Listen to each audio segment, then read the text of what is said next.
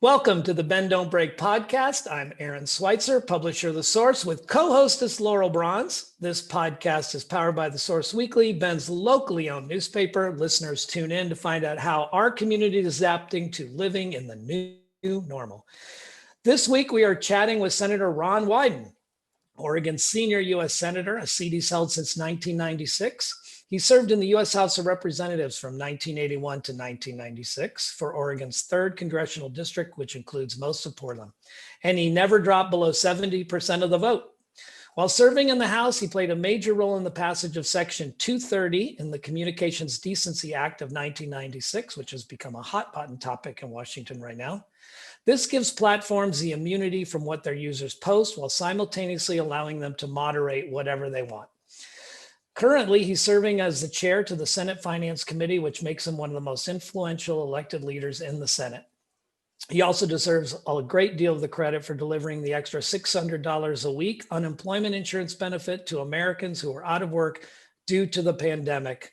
Senator, thanks for joining us today.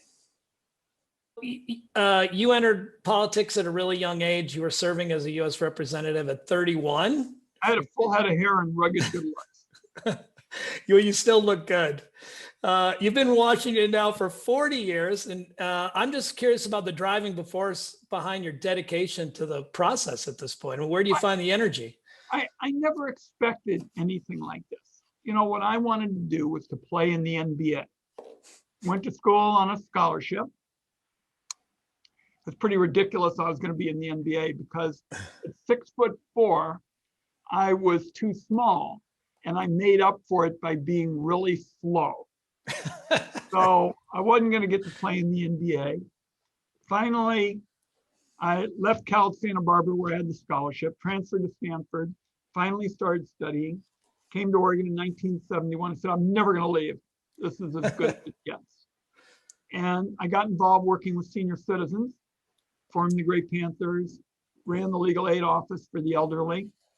And the senior said, well, you should run. I said, I'd never run for anything. So I was elected, Oregon's youngest person apparently ever. And I was just about ready to do something else. And then Bob Packwood resigned. And I had a chance to be Oregon's first new senator in more than 30 years. And I was particularly interested in shaping a transition so that we made it clear. And I said this at the time. We've always been about wood products, and I'll always fight for those wood products jobs. I also want to get us into some other things. And that's what led to my writing late in my House career, but mostly in my Senate career.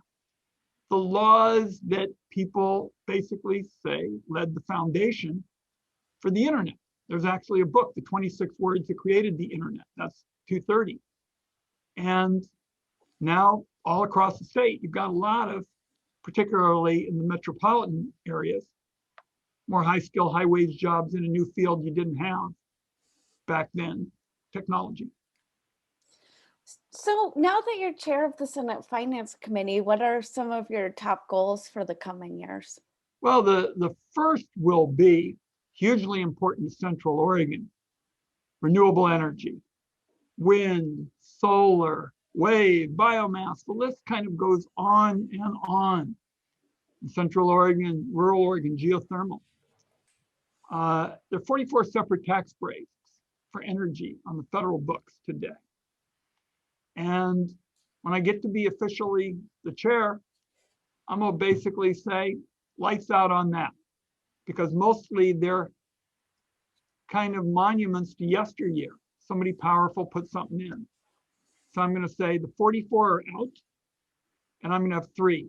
One for clean energy, one for clean transportation fuel, and one for energy efficiency. And I'm saying to my Republican colleagues, hey guys, you want fewer subsidies? I'll help you get more green for less green from everybody's wallet.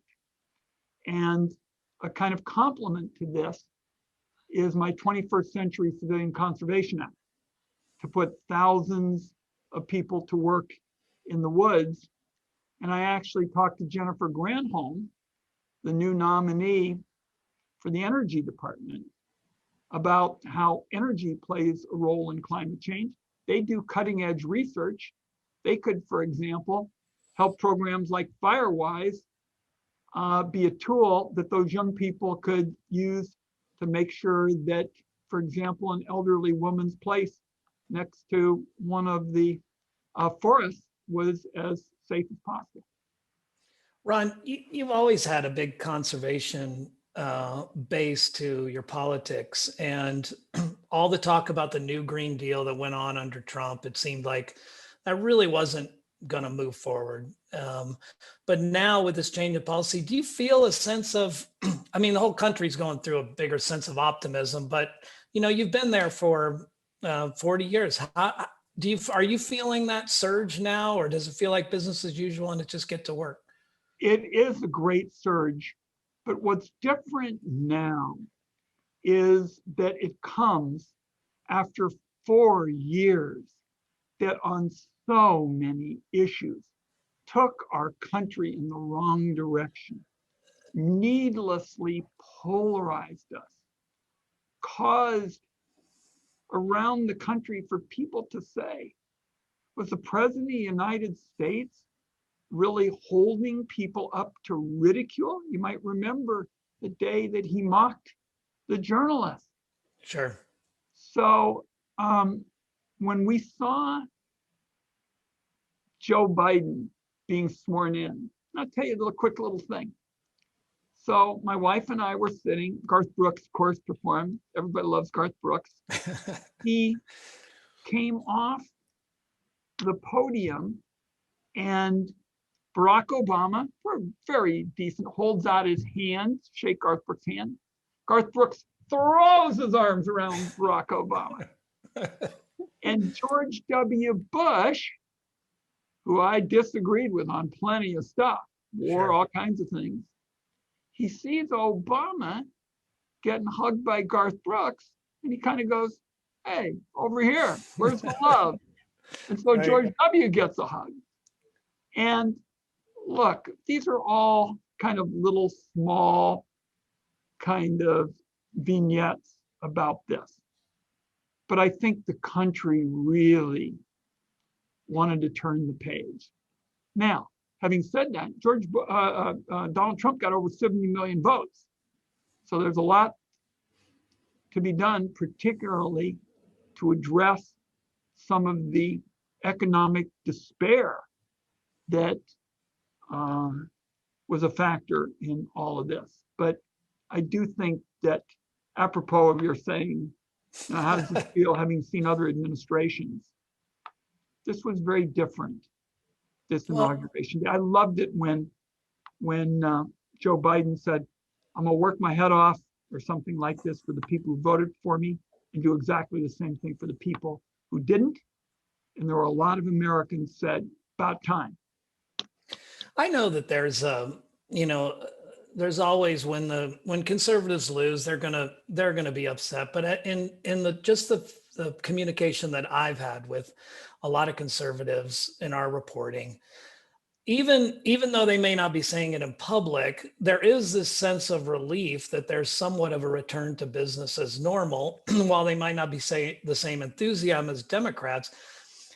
Do you get that sense? I mean, are you having that same kind of across the aisle communication where there's a little bit of a wink, like, yeah, let's do some things, let's get something done? I hope that will be the case. I mean, Mitch McConnell, when Barack Obama came in, Mitch McConnell said, my number one priority is to keep Barack Obama from getting a second term. I really hope that won't be the case with Joe Biden, where, as you know, working on the budget package, a lot of it goes to the finance committee, the checks and unemployment and that kind of thing. So, it's going to be a heavy lift. As you know, some of the senior Republicans said they don't like the package. I've tried to work with all of the moderates. They've said they wanted some of the benefits more targeted. Happy to do that. But look at the jobs numbers from yesterday. Another big hit. Yeah. And the federal analysts said last year was the worst economic year since World War II. Yeah, we're seeing the same thing. Obviously, Central Oregon's being hit pretty hard by all this. And we're glad we have somebody on the Senate Finance Committee. That's a bright spot. Ron, if I could just change one of the things that hasn't been talked about, but I know especially in Oregon where we're a marijuana legal state, do you see any movement and will you have any role in a national plan to legalize cannabis? Yeah, the Finance Committee, obviously, because taxes are such an important part of it, we really are the lead committee. So my agenda is end the prohibition and come up with sensible tax and regulatory oversight at the federal level. This is a framework that I've championed and I'll be championing as chairman. You do that, you take care of the banking question, you take care of the tax question, you take care of the research issue, and this whole array of issues that have been gridlocked because the federal government on cannabis has been tethered to yesteryear. Sure. That has been the central problem. And it's not enough, in my view, to just end cannabis prohibition. I think we need to restore the lives of people who've been hurt most by the failed war on drugs, and especially Black Americans. So I think there ought to be expungement of marijuana convictions, reinvest in communities, job training, re-entry services, community centers, access to capital. And I'm strategizing now on the next steps. We need comprehensive reform and you need legislation to do it. Do you anticipate, I mean, given how much progress has been made at the state level while the federal government has kind of sat idle, do you anticipate that there's much resistance to moving legislation at the federal level? Certainly the fact that millions of Americans have voted for at least some of what I just described to you Sure. means that we're in a position to move at the federal level. I do think that this kind of crazy quilt, particularly as it relates to regulation and the financial aspects, particularly nationwide consideration, you really need some kind of bedrock federal rules on 1, ending the prohibition, 2, sensible tax policies, and 3, sensible regulatory oversight. So let's circle back and talk about 230. It's the legislation that you created that allows social media companies to operate as telecommunications firms. And it was recently a hot topic as Trump attempted to block the PPP funds to try to have it removed. And there's also criticism on the left that it gives social media companies too much power. So I'm interested if you could talk about why you're so committed to it and if there's any room for revising it in the future. Yeah, sure. First of all, Donald Trump, I don't think would know 230 if it hit him in the head. I mean, what Donald Trump was trying to do in this kind of blunderbuss kind of way is he was trying to bully Twitter into printing his lies on something Oregonians care a lot about, which is vote by mail. So let's just kind of make sure we understand what we're talking about with Donald Trump. For me, this was always a fight about creating opportunity for the little guy.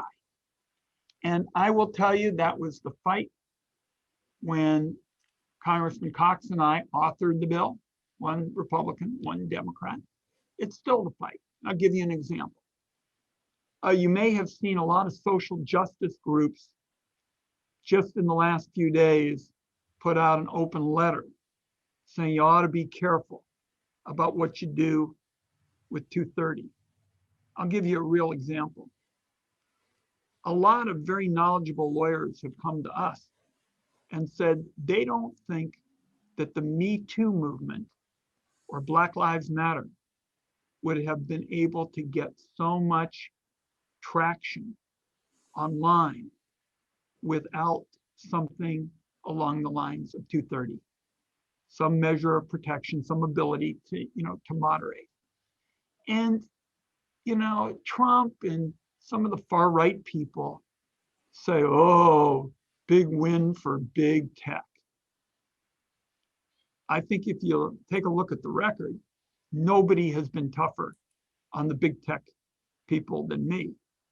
My privacy bill, called the subtle Mind Your Own Business Act, says that if the big tech companies lie to the federal government, like the FTC, someone like that, and people are injured, not only can the executives be held personally liable, they can face jail time.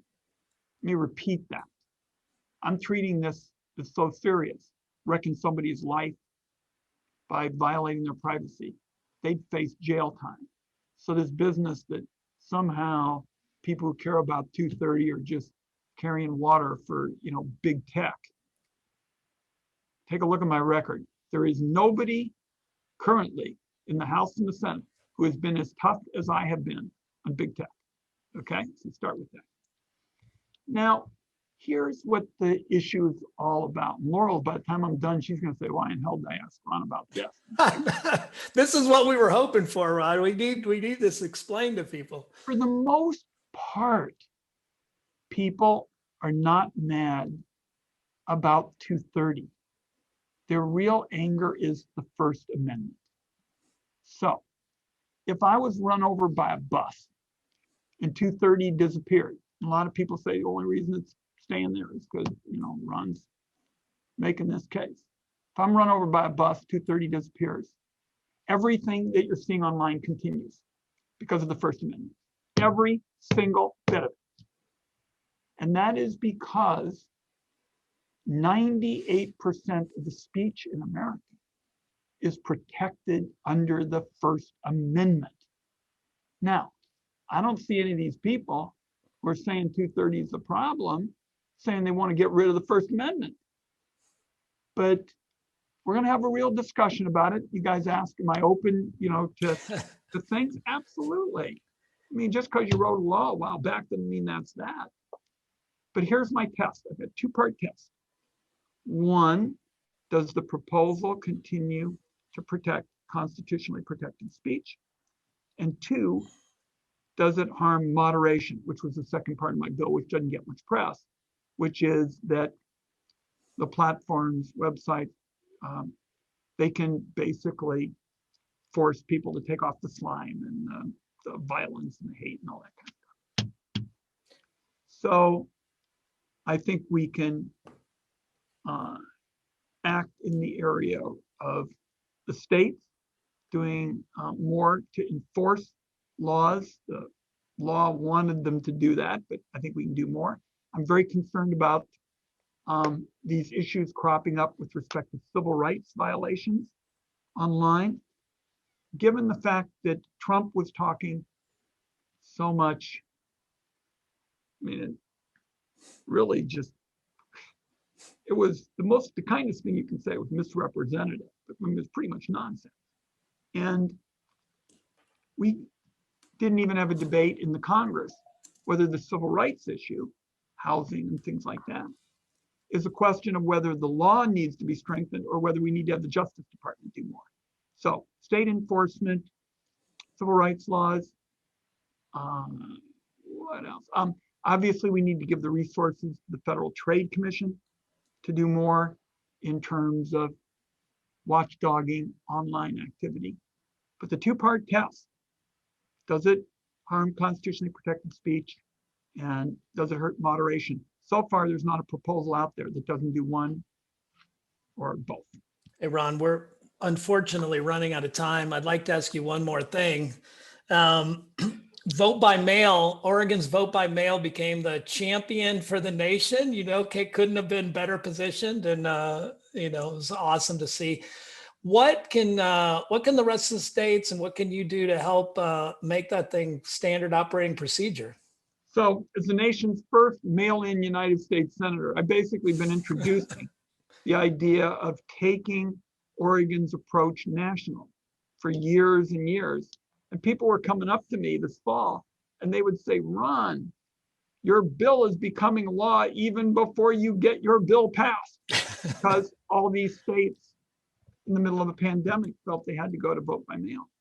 So I'm very pleased about what Congressman Blumenauer and I have got teed up. And also one thing for Oregon, which of course we're the pioneers, I want to get additional resources out to the local jurisdictions for post-election audits, which they feel very strongly about. And I want to listen to all our county folks and the clerks and stuff like that. So yeah, I mean, Congressman Blumenauer and I are gonna really, mobilize here. And part of the argument we'll use is just be careful about the hypocrisy that may come close to your own living room, because Donald Trump was always talking about, oh my goodness, oh, vote by mail, so terrible, horrible. But he and all his cabinet voted by mail. Okay, I've got a closing address. As a journalist kid, I'm really proud to see folks like you doing really issue-oriented journalism. So keep it up. And that's my closing address. Ron, I really appreciate it. Thank Appreciate you you. taking the time and yeah, keep You on too. going on. Let's do it again. Thanks. Alrighty. Okay, Thanks, thank Ron. you.